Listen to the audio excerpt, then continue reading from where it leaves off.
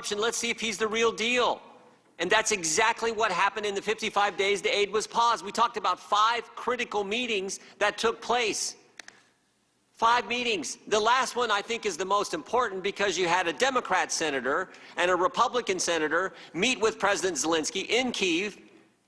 They knew the aid had been paused at that time. Ukrainians knew they'd learned a few days before that, and the issue never came up.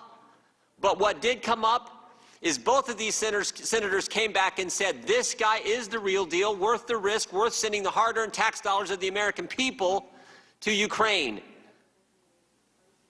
That is what happened, and the facts are very clear. You can make up all the stuff you want, but the facts are on the president's side. They've always been on the president's side. Democrats keep saying, to get the call, to get the meeting, to get the money, there had to be an announcement.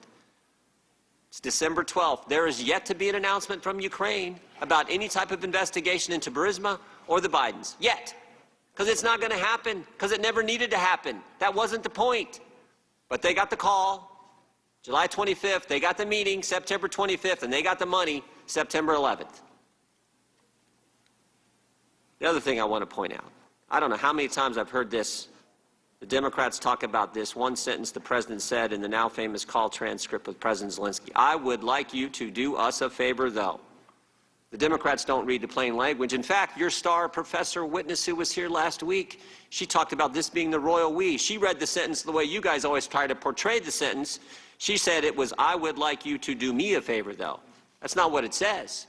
It says, I would like you to do us a favor, though, because, and guess what the next 2 words are? Guess what the next 2 words are? Because our country, not because I. President doesn't say, I would like you to do me a favor, though, because I've been through a lot. He doesn't say that. It's very clear. I would like you to do us a favor, though, because our country has been through a lot. And that is the understatement of the year. Heck yeah, our country's been through a lot. This is the day after Bob Mueller sat in front of this committee and we learned that there was nothing there. But 2 years he put our country through all kinds of turmoil because of you guys. That's what the president's pointing out, because in the end of this paragraph he references Bob Mueller. That's what he's talking about. Heck yeah, our country had been through a lot, and the president was pretty ticked about it. He wanted to find out what was going on.